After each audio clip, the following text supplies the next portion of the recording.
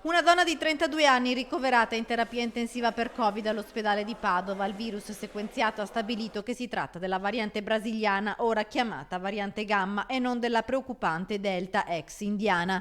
Dopo settimane di terapie intensive Covid-free, purtroppo questo nuovo accesso nell'area più critica dell'ospedale interrompe la sequenza ottimale dei dati sull'andamento della pandemia in provincia di Padova, anche se, come conferma il direttore generale dell'azienda ospedaliera Giuseppe Dalben, continua il calo dei contagi.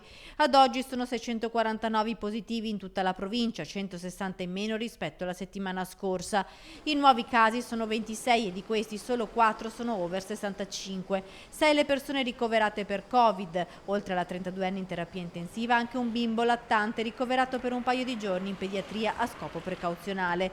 Gli altri 4 sono in area medica nel reparto di malattie infettive. La 32enne in terapia intensiva non risulta essere tornata da viaggio e aver avuto contatti particolari. Di fatto la variante brasiliana, dopo quella inglese, è la più presente nella nostra provincia.